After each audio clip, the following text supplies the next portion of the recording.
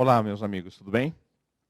Estamos novamente aqui com a nossa quinta aula, a última aula dessa sequência. Vamos concluir hoje o assunto sobre auditoria.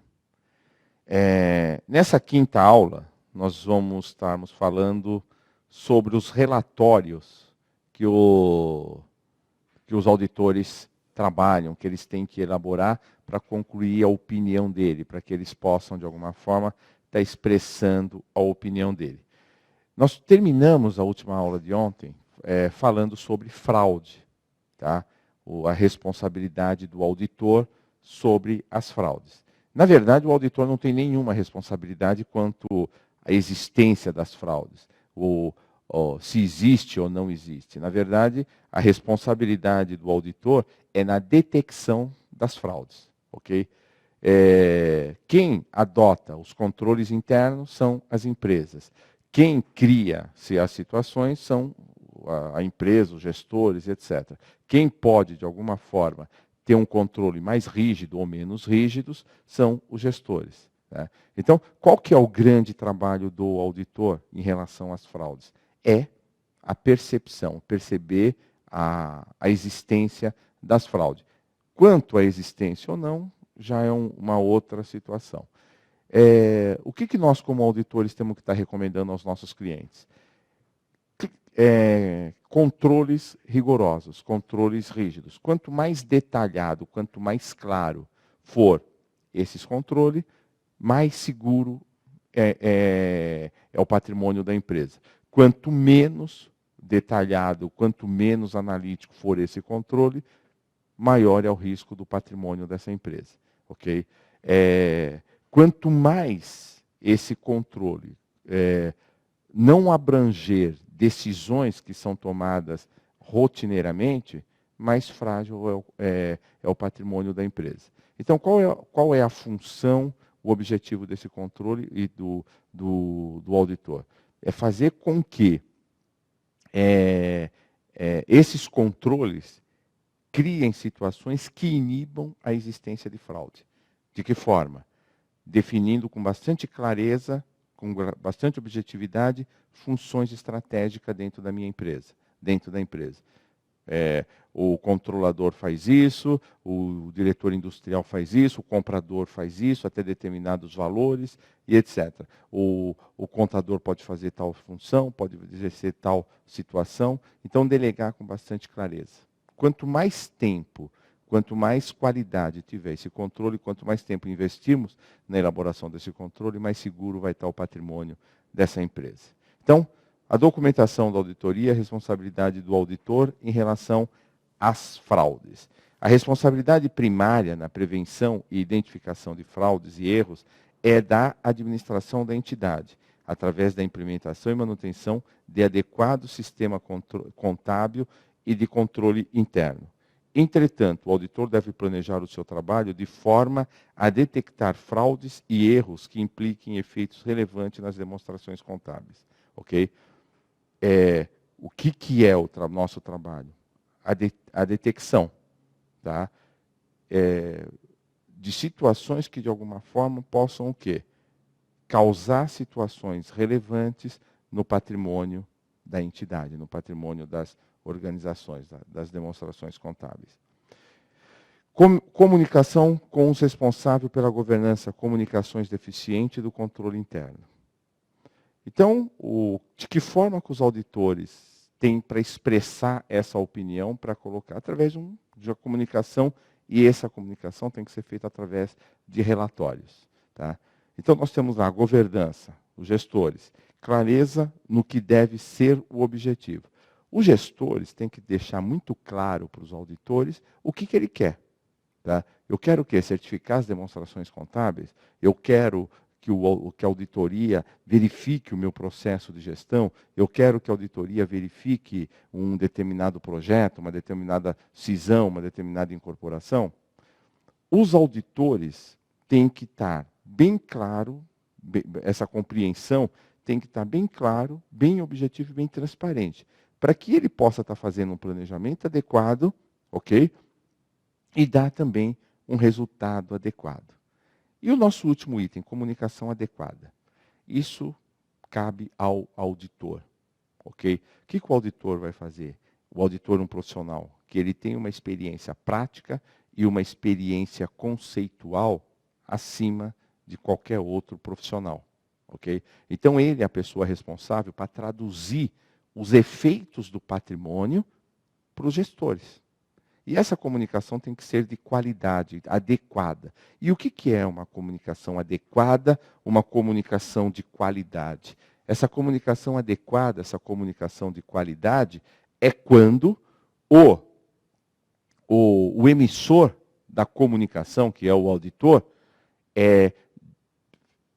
emite uma comunicação correta, adequada, e essa comunicação é compreensiva pelos gestores, ou por quem de direito, os gestores, os acionistas, os clientes dos acionistas, etc. Ok? Então, isso é uma comunicação adequada, uma comunicação de qualidade. Muitas vezes, um auditor, um outro profissional, pode ter um relatório extremamente qualificado, mas a terminologia, a forma de se comunicar, às vezes é tão erudita que compromete a compreensão das pessoas do alvo da comunicação. E aí o que vai acontecer? Baixa a qualidade dessa comunicação. Os auditores fazem, às vezes, esses auditores também fazem parte desse universo. Ok? Em função da qualificação técnica, da qualificação profissional deste indivíduo, o que vai acontecer? Ele pode usar terminologias que não é compreensivo para todos os outros. Aí ele fez um trabalho correto, fez uma auditoria correta, uma auditoria de qualidade, mas na hora de se expressar, ele não teve a mesma qualidade. A comunicação dele não foi emitida, não foi recebida, não foi recepcionada pelos órgãos, pelos gestores, pelos acionistas, etc., com a mesma qualidade. Okay? Então, os auditores têm que tomar muito cuidado no fator da comunicação.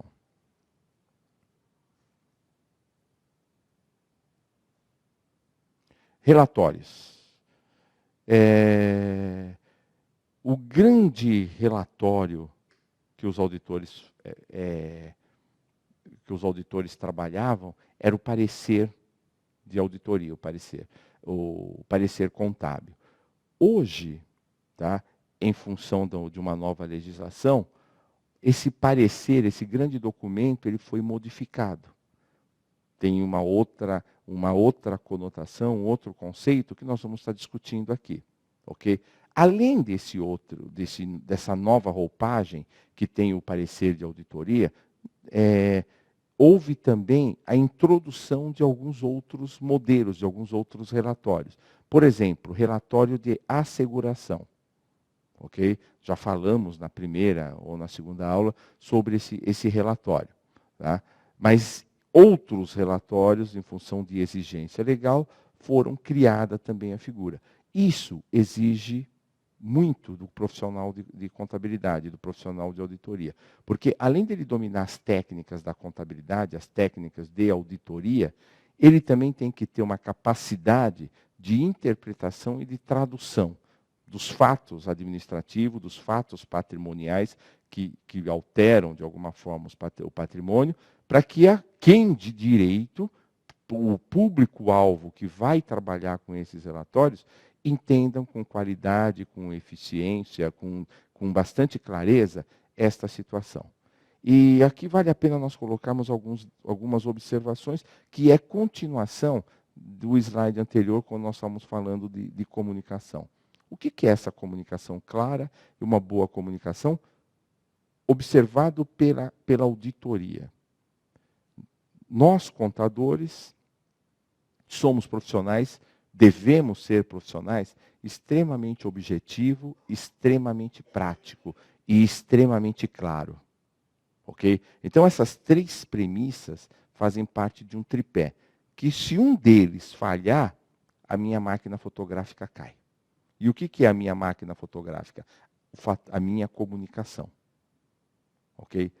Se nós, no nosso parecer, nos nossos relatórios, não tivermos essa característica de clareza, de objetividade, de transparência, o nosso relatório está perdendo qualidade. Por quê? Se eu identifiquei com clareza um determinado fato que feriu uma legislação, um determinado princípio contábil, é muito simples para nós auditores. Olha, eu tenho aqui o fato, ok? E tenho aqui a legislação. Essa legislação, ela vai validar ou vai criticar o fato, ok? Se ela vai validar, a contabilidade, o fato, etc. e tal, está de acordo com a legislação tal. Se ela vai validar, se ela vai validar, o fato está de acordo com a legislação tal. Se ela vai criticar, o fato está em desacordo com a legislação tal. O que isso acontece se eu fizer o contrário? Se além dessa colocação, eu tiver que colocar jurisprudência, se eu tiver que colocar mais algum outro fato, para convencer que aquela minha verdade é verdadeira. É que eu não identifiquei com clareza a legislação que está validando ou que está criticando esse fato. Se eu não fiz esse trabalho com clareza, eu preciso de fatos para convencer. Quanto mais prolixo eu for dentro do meu relatório, menor é a qualidade desse meu relatório. Ok? Então, eu tenho que estar colocando as minhas observações, a minha opinião, de uma forma muito clara, de uma forma muito objetiva. Tá? E qual foi a necessidade que criou esses relatórios e essas mudanças e essas roupagens novas? Então, aqui eu peguei alguns textos para que ficasse mais claro, não só a minha interpretação, mas a interpretação de alguns estudiosos da contabilidade. Tá? Então, vamos só para nós termos... Tá? A globalização dos negócios e o aumento da complexidade das transações, é necessário que se disponha de algum artifício, de modo que se ateste a fidelidade das demonstrações contábeis, e até agregando valor a essas informações. E, para tanto, é válido enfatizar que o auditor pode ser considerado símbolo de credibilidade. Santos Grateron, 2003. Mathieu também escreve que a auditoria tem como objetivo expressar sua opinião quanto às demonstrações contábeis e poder atestar sua veracidade quanto ao que trazem de informações. Paralelamente a isso, o auditor expressa sua opinião através do parecer de auditoria, seguindo as normas de auditoria e baseado em informações e registro que afetou o seu trabalho, papéis de trabalho. Cabe ressaltar que a expressão parecer do auditor não é mais utilizado por meio das resoluções 1.231, 1.232, 1.233 de 2009. E, sim, a expressão relatório dos auditores sobre as demonstrações contábeis. Tá? Então, nós vamos estar vendo aqui para frente, tá? A roupagem nova desse parecer aqui de auditoria, que por força dessas resoluções, elas não são mais utilizadas. Ok?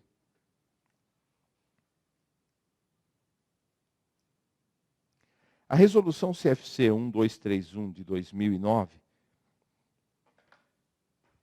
e a NBC TA 700, que trata da formação da opinião e emissão dos relatórios do auditor independente sobre as demonstrações contábeis, também aponta como sendo objetivo do auditor formar uma opinião sobre as demonstrações contábeis, com base na avaliação das conclusões atingidas, pela evidência de auditoria obtida. E expressar claramente essa opinião por meio de relatórios de auditoria, por escrito, que também descreve a base para a referida opinião. Exatamente o que nós tínhamos falado anteriormente. Né? Primeiro, formar uma opinião. Essa minha opinião é formada em quê? Em papéis de trabalho, em evidências, em fatos. Ok? Esses papéis de trabalho, esses fatos, o que vai acontecer? Eu vou validar ou vou criticar de acordo com uma legislação, de acordo com uma referência. Tá? Um tem que estar atrelado ao outro. Essa legislação é a luz, é a lente com que eu observo o fato. Se o fato está em acordo com a legislação, ok. Se está em desacordo, eu vou estar criticando. B, de que forma que eu vou expressar esse conflito ou essa solução? Tá? Vou expressar de forma claramente por meio de relatório de auditoria, por escrito, que também descreve a base da referida opinião. Então, temos aqui duas formas, os dois fatores que eu estava falando anteriormente. Não ser prolixo na minha colocação e expressar de forma clara, objetiva, a minha opinião.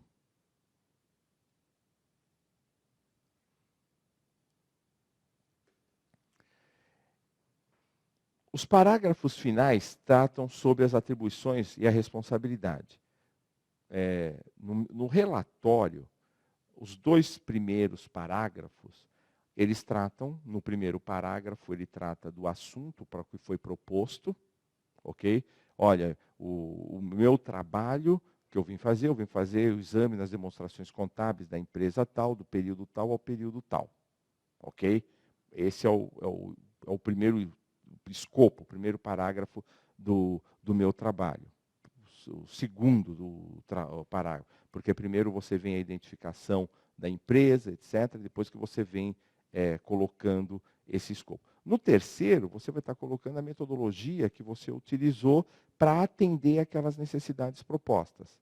Ok? Então, para que eu fizesse as demonstrações contábeis, eu utilizei testes substantivos de circularização, de inventário, de conferência de quantificação matemática e etc. Ou testes de observância no controle interno da empresa, de como se manifesta. Quer dizer, eu vou detalhar a metodologia que eu utilizei para justificar o que eu fiz. E aí, o último parágrafo, que é o mais importante, né, os parágrafos finais, eu vou tratar da minha descoberta, da minha opinião verdadeiramente. E aí o que nós vamos colocar?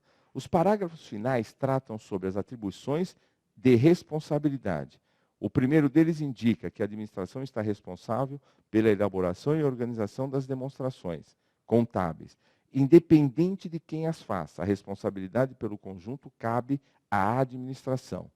Já o outro parágrafo trata da responsabilidade que tem o auditor em seu trabalho, mencionando as normas e legislações a qual está sujeito e também as exigências éticas que deve cumprir. O último parágrafo é aquele em que o auditor expressa as suas opiniões quanto aos trabalhos realizados e, dependendo desses resultados, sua opinião poderá ou não ser modificada. Essa palavra modificada é a roupagem nova que o CPC está dando para o parecer de auditoria, que agora nós não podemos mais utilizar, ok? Então, após isso, há o fechamento com o local, data, nome do auditor independente e o profissional do CRC, do auditor que assina o relatório e da entidade e assinatura do auditor independente. Pessoal, essa estrutura é extremamente importante, tem que ser respeitada, faz parte do relatório de auditoria. Tá? Primeiro, local. Por que é local? Se eu estou examinando a empresa naquele local, nós sabemos que o que é a nossa referência? A legislação. E a legislação ela não é igual em todos os locais. Ok? Então, vamos supor, o ISS. O ISS de São Paulo é diferente do ISS de Barueri, de Campinas, e assim sucessivamente. Então, o local determina o quê? Olha, aquela legislação que está lá vigente, que foi a referência para que eu fizesse esse trabalho de auditoria, refere-se à legislação daquele local. Outro fator, data. Daquele local, naquele momento. Por quê, pessoal? Até 6.404 tinha uma interpretação do ativo diferido. Após a 11.638, eu tive uma outra interpretação. Por exigência legal, eu tenho uma outra interpretação do ativo diferido. Então, o que acontece? O meu parecer, o mesmo fato, aquisições de ativos diferidos, ok? O mesmo fato, ele tem interpretações diferentes dependendo do momento que eu estou fazendo a auditoria. Então, nós temos que ter cumprir esse preceito técnico. O nome do auditor, lógico, quem fez aquela aquele relatório, quem elaborou, quem teve aquelas impressões, o auditor independente. Esse auditor, por exigência legal, ele tem que ser habilitado pelo CRC, tá? E que assina o relatório a entidade, a empresa, tal, e a assinatura do auditor independente. Ok? Acho que ficou claro aqui.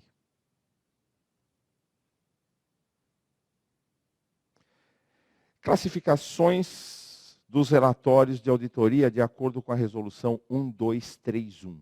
Aqui é a roupagem nova do parecer de auditoria. Então nós temos lá, o parecer de auditoria não pode ser mais classificado. Dependendo da circunstância em que a entidade for julgada pelo auditor, após a realização de seus trabalhos, de 4 maneiras distintas, conforme segue. Tá? Então, as duas grandes classificações é opinião não modificada e opinião modificada. O que é a opinião não modificada? Tá? É aquela que não tem ressalva. Não vai haver modificações. Ok? Então, essa é a nova, os relatórios de auditoria. Hoje ele vem com uma roupagem, com um visual novo. O que é esse visual? O que antes nós líamos lá nos pareceres, que era uma opinião sem ressalva, agora nós estamos vendo o quê? Opinião não modificada. Essa opinião, a opinião do profissional, do auditor, não vai modificar o que está lá na contabilidade do meu cliente. Ok?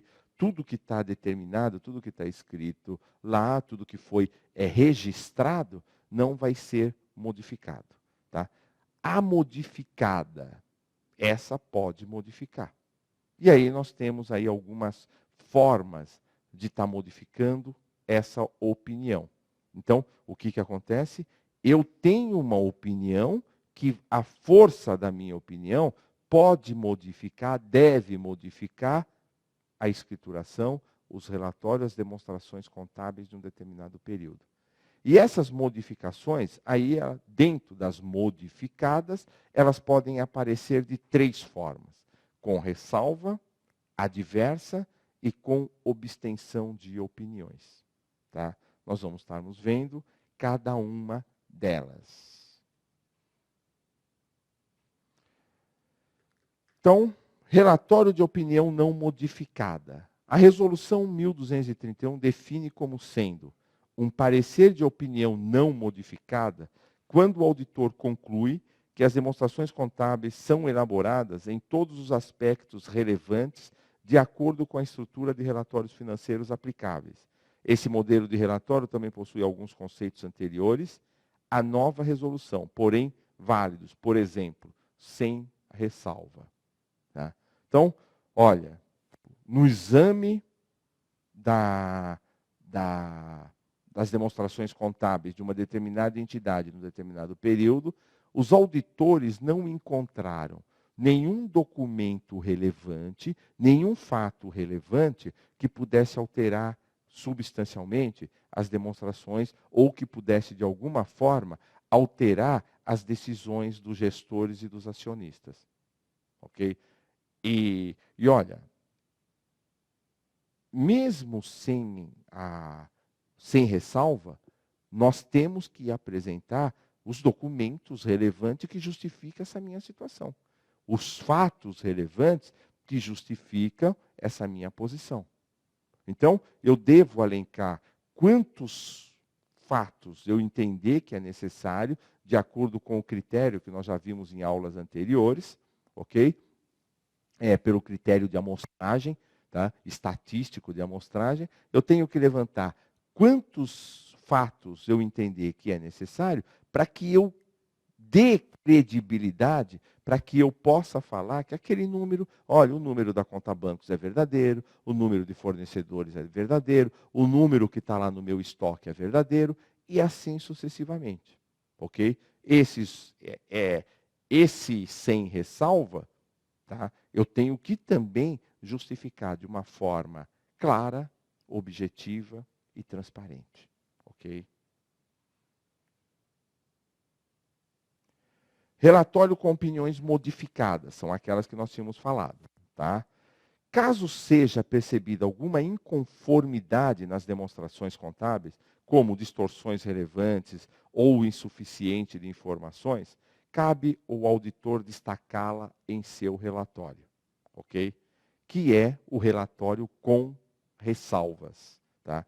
O parecer com ressalva é emitido quando o auditor conclui que o efeito de qualquer discordância ou restrição na extensão de um trabalho não é de tal magnitude que requeira um parecer adverso ou com abstenção de opinião. Para que o auditor emita um parecer com ressalva, ele se baseia em suas análises, onde existem pontos de discordância, sendo como motivos a não obediência aos princípios contábeis e também a lançamentos com erros de valores, de forma que não apresenta a realidade da entidade. Explicando melhor essa situação, o que significa isso? Olha, eu comprovei, como profissional de auditoria, eu comprovei que foram utilizadas naquela contabilidade metodologias que estão fora dos critérios contábeis, estão fora dos princípios contábeis. Como que eu encerro normalmente um parecer, um relatório de auditoria? Olha, os princípios normalmente aceitos pela contabilidade. Se a entidade não respeitou este princípio, o que eu vou fazer? Eu vou fazer um relatório com ressalva. Olha, por exemplo, o estoque da empresa, ele foi valorizado pelo método Pepsi. É um método que existe, mas no nosso país só é aceito a média ponderada. Se o estoque desse meu cliente foi valorizado pelo Pepsi, e isso vai dar o quê? Uma implicação no meu resultado, na apuração dos meus impostos, etc., etc., eu tenho que destacar isso, eu tenho que emitir meu parecer, mas eu tenho que colocar esta ressalva. Olha, a depreciação da empresa não foi feita pelo método, pelos princípios normalmente aceitos pela contabilidade. Olha, a empresa, tal procedimento na aquisição de apólices de seguro da fábrica, não foi respeitado o princípio da competência e foi feito pelo princípio do caixa. E assim sucessivamente. Então, fatos que comprovadamente, ok, pode alterar de uma forma substancial o resultado da empresa. Mas isso parte do quê? Parte de metodologias plenamente identificadas de forma incorreta. Ok? Então, aqui o que nós estamos falando? Parecer com ressalva. Quando o auditor conclui que o efeito de qualquer discordância ou restrição na extensão de um trabalho não é de tal magnitude que requer um parecer adverso. Para o auditor emitir um parecer com ressalva, ele se baseia em suas análises, tá? Onde existem pontos de discordância. Discordância com o quê? Com a legislação, não com o auditor. Tá?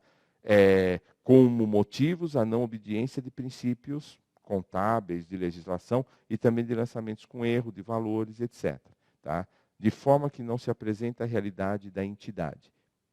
Okay? A realidade patrimonial da entidade está em desacordo com as demonstrações que elas estão apresentando.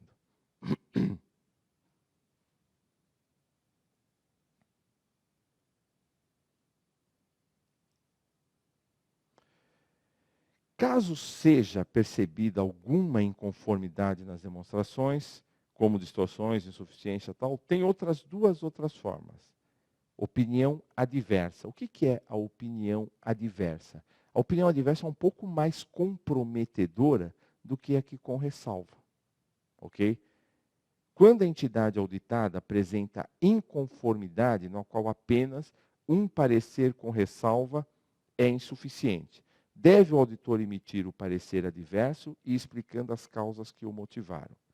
Quando o auditor verificar a existência de efeitos que, isolada ou conjugadamente, forem de tal relevância que comprometa o conjunto das demonstrações, deve emitir o parecer adverso.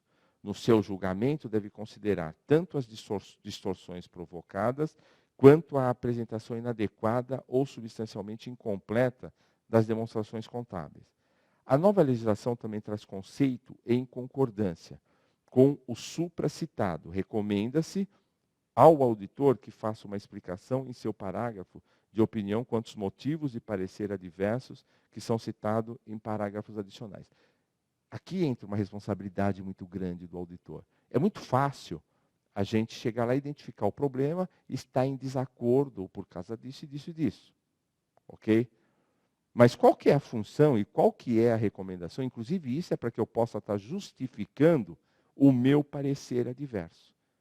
Né? Pessoal, entenda bem, olha, às vezes as pessoas confundem um pouco com ressalva e o adverso. Tá? São coisas distintas. Com ressalva, eu fiz os meus registros utilizando metodologias indevidas, ok? Agora, o adverso teve erros e com consequências graves, consequências danosas, que vai refletir de uma forma assim muito significativa, muito relevante nas demonstrações contábeis, nas decisões dos gestores e dos administradores. Então, ele não tem, o auditor, ele não consegue certificar que determinados números, determinadas situações são verdadeiros. Ok? Só que ele tem que falar, identificar o problema, e além de identificar o problema, olha, eu tenho que dar a solução. Ok? Então, olha, essa apólice de seguro que foi paga à vista e que foi registrado pelo regime de caixa, o correto seria ela ter registrado pelo regime de competência de acordo com a legislação de tal momento, de tal data. Ok? Isso causou um impacto no seu resultado, de tanto esse procedimento inadequado, causou um impacto no seu resultado de tantos por cento, etc. e tal, comprometeu o seu recolhimento do imposto de renda, da contribuição social, e etc. Todas as consequências que pode advir de um erro. Ok? Além disso, o que eu tenho que colocar também? Além da consequência, eu vou ter que colocar também que a solução. Olha, o correto era estar registrando essa apólice de seguro pelos prazos de realizações. Que é isso que pede a lei, não pelo pagamento ou pelo recebimento. O critério de competência é bem claro. O meu registro ele tem que ser feito no momento da realização, o registro em resultado. Tem que ser feito no momento da realização, não pelo momento do pagamento ou do recebimento. Ok? Então, além de eu identificar o problema que feriu tal legislação, eu tenho que apresentar o quê? A solução do problema. Essa solução é o que vai, inclusive, alicerçar o quê? A detecção ou a justificativa da minha opinião. Eu não posso simplesmente sair por aí dando pareceres ou dando opiniões adversas se eu não tiver um respaldo legal para estar falando dessa opinião. Ela é adversa porque aconteceu determinada situação. Em função disso, que ela se torna adversas.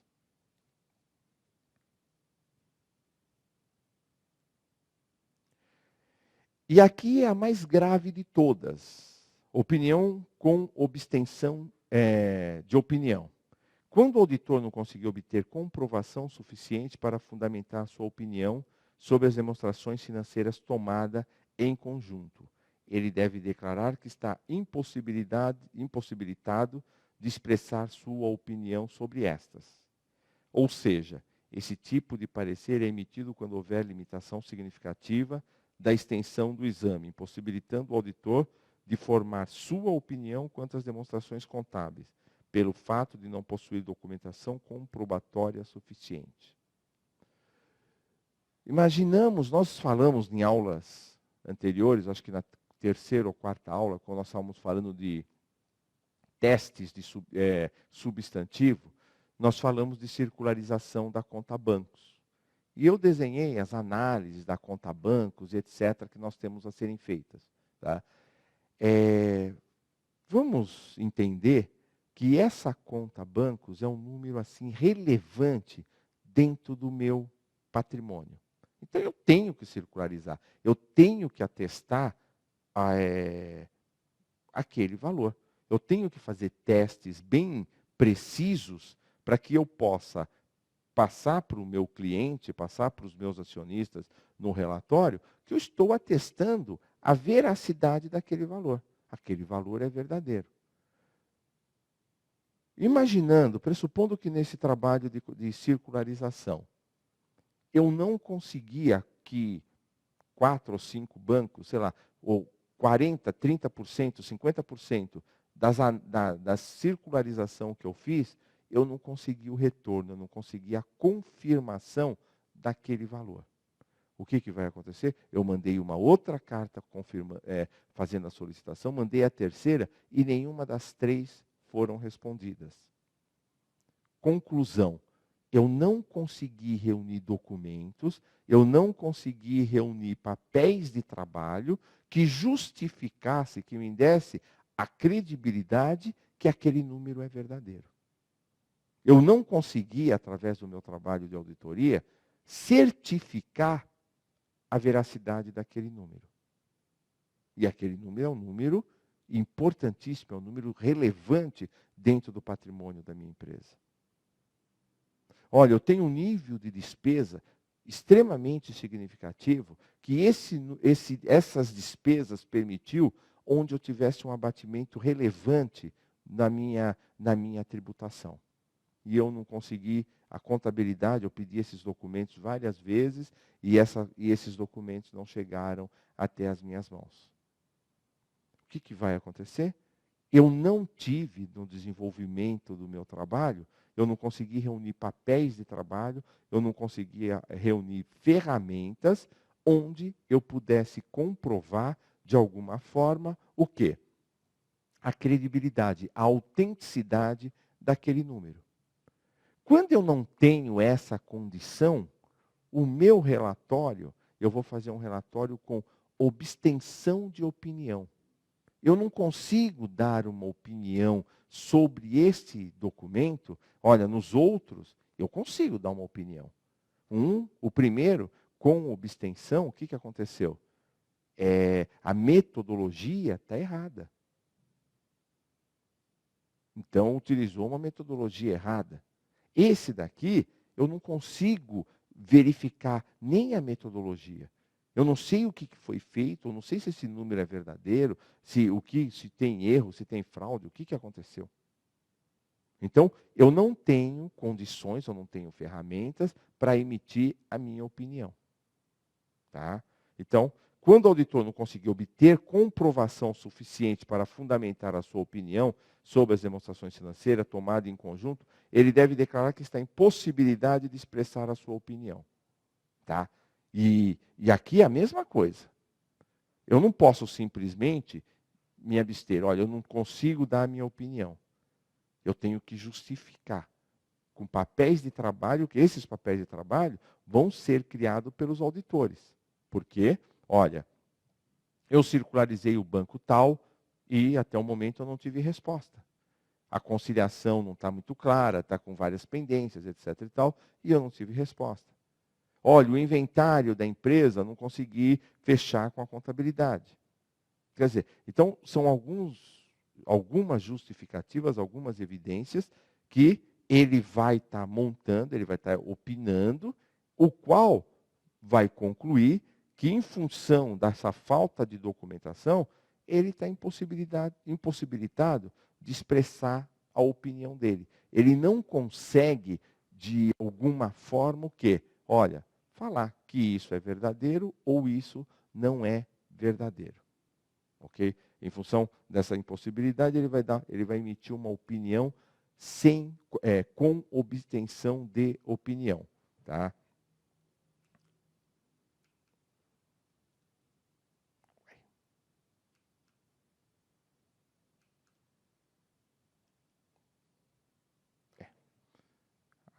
o controle aqui está meio esquisitinho. Então vamos lá. Opinião como extensão de opinião, você tem que justificar e ele tem que ter também no seu relatório, é de bom tom que você coloque lá algumas palavras que são chaves para que você possa emitir esse relatório. Tá? Obtenção de opinião. Aspectos que podem obstruir a opinião do auditor. Limitação imposta ao objetivo do exame. Olha, eu não consegui ter a circularização, a resposta, a confirmação dos bancos, do fornecedor, do cliente.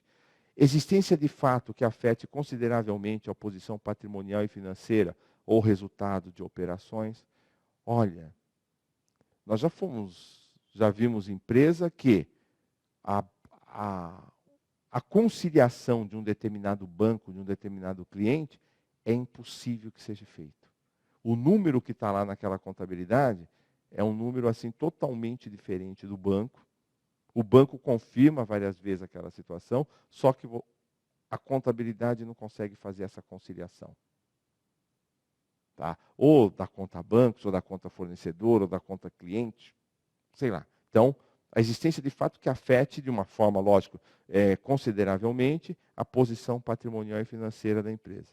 Existência de incerteza substancial em relação ao montante de um item, pedindo ao auditor formação de opinião sobre as demonstrações financeiras tomadas em conjunto. Esse é um outro exemplo também, né, que serve o mesmo exemplo da conciliação. Eu tenho os dois números, mas um eu não consigo fechar com o outro. Ok? Preparação de demonstrações financeiras não auditada. Aqueles trabalhos preliminares dos auditores independentes, dos auditores internos, às vezes podemos ter problemas nesse tipo de trabalho também. E aqui nós devemos dar uma certa ênfase que trata dos parágrafos apresentados do parecer do auditor, é o parágrafo incluído referente a um assunto apropriadamente apresentado ou divulgado nas demonstrações contábeis, que é de acordo com o julgamento do auditor. É de tal importância que é fundamental para o entendimento pelos usuários das demonstrações contábeis. A mesma norma trata que se o auditor considerar necessário chamar a atenção dos usuários para um assunto apresentado nas demonstrações contábeis, que pode ter importância e é fundamental para o entendimento pelos usuários das demonstrações contábeis, ele deve incluir parágrafo de ênfase no relatório, desde que tenha obtido evidências de auditoria suficiente e apropriada, de que não houve distorção relevante do assunto nas demonstrações contábeis. Tal parágrafo deve referir-se apenas às informações apresentadas ou divulgadas nas demonstrações contábeis. Esse aqui é um trabalho bacana, bom do auditor. Um parágrafo de ênfase no meu relatório. Tá? Eu posso fazer um relatório um relatório sem modificação ou com modificação. Tá? Em qualquer um deles cabe esse parágrafo. Ok? Que eu posso, de uma certa forma, mostrar toda a minha qualificação, todo o meu conhecimento, eu estou vendendo para o meu cliente nesse momento. Por quê? Eu detectei no decorrer do meu trabalho, tá, situações ou situações que podem, de alguma forma, estar interferindo nas minhas demonstrações contábeis. E eu posso estar fazendo o quê? Sugerindo melhorias, qualidade.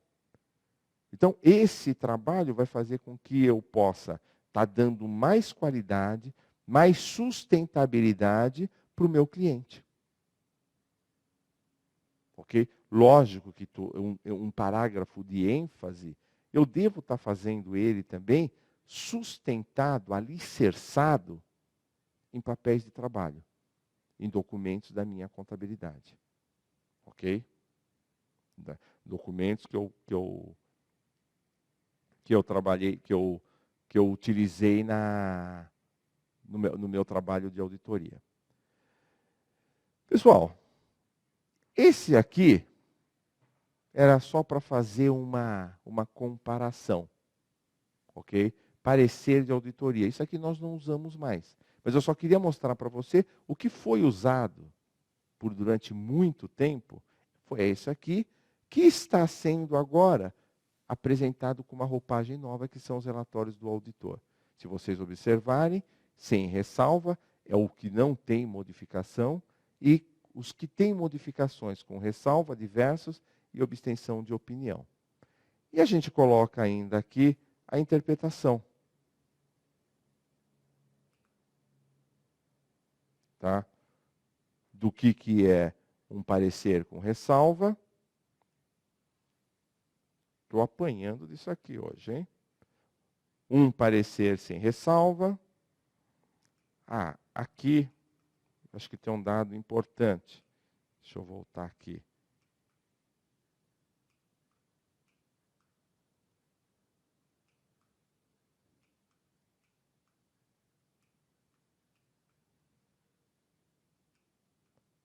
Aqui.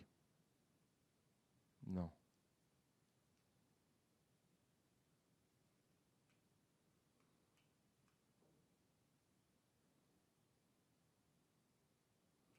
Pulou aqui. É. Aqui. Parecer, ok. Ah, aqui.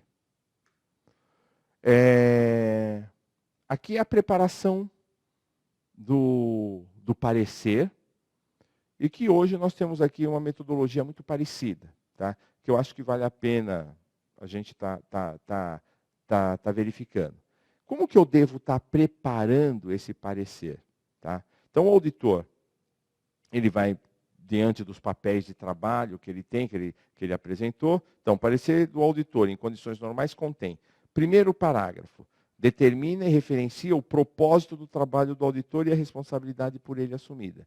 O que é isso que ele vai estar verificando? Lá, quando ele fez o planejamento dele, o que ele foi buscar? O que o cliente dele pediu para que ele fizesse? Então determina aqui, olha, o parecer de trabalho refere-se à solicitação do cliente tal em tal momento, o contrato, ou não sei exatamente o que você vai colocar, e sobre determinada atividade, determinada função. Ok? No segundo parágrafo, nós estamos falando parágrafo aqui não de uma forma literária, tá? Mas de uma forma contábil. Então, esse relatório ele é feito em 3 partes, né? Determina a abrangência do trabalho da auditoria e a forma pelo qual o trabalho foi direcionado.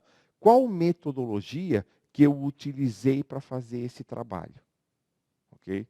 E num terceiro parágrafo, determina a opinião do auditor sobre os trabalhos realizados. Aí que a gente vai fazer a nossa opinião, determinar os erros ou a validação dos fatos que a gente encontrou na realização do nosso trabalho. Tá? Acrescendo a isso, nós temos aqueles fatos que nós colocamos lá. Tá? A assinatura, o local, a data, são situações importantes. Antes do primeiro parágrafo, tem a qualificação para quem vai, da empresa, do nosso cliente e etc. Então, essa aqui o que é? É o esqueleto, é a estrutura desse trabalho do relatório contábil. Sem ressalva, já falamos dele. Com ressalva, também já falamos dele. O adverso, também nós já falamos dele. Com abstenção de opinião, também nós já falamos dele. E aqui, meus amigos, nós acabamos de concluir o curso de auditoria de vocês, ok? Eu sempre gosto de concluir meus trabalhos com essa frase, tá? A sorte não é uma dádiva divina, com a qual o Criador contempla alguns privilegiados, mas sim a capacidade que o ser humano tem de conciliar oportunidade e competência. Nós temos, às vezes, o hábito de colocarmos vários obstáculos para nós chegarmos aonde a gente quer chegar, né? E acha que certas pessoas chegam porque têm sorte. Eu até acho que tem pessoas que que têm algumas facilidades maior do que outras. Mas para que a gente possa estar chegando onde a gente queira chegar, não tem uma ferramenta mais eficaz, mais infalível do que o trabalho. Todo mundo que trabalha chega em algum lugar. Esse não tem azar. Tá? Lógico que tem uns que têm uma facilidade maior. Mas quem trabalha não tem azar, chega. Tá? Então, nós fazendo o nosso trabalho com dedicação, com qualidade, com responsabilidade, acima de tudo, com honestidade, tá? A possibilidade de dar algum erro, a possibilidade de nós não atingirmos os nossos objetivos, estatisticamente é quase nula. Ok? Meus amigos, muitíssimos obrigado. Até uma próxima oportunidade. Qualquer dúvida, qualquer situação, eu me coloco à disposição através do meu e-mail, tá? wsantos@uol.com.br. Não esqueça que o meu Santos é com M de Maria. Ok? Até a próxima. Felicidades para vocês.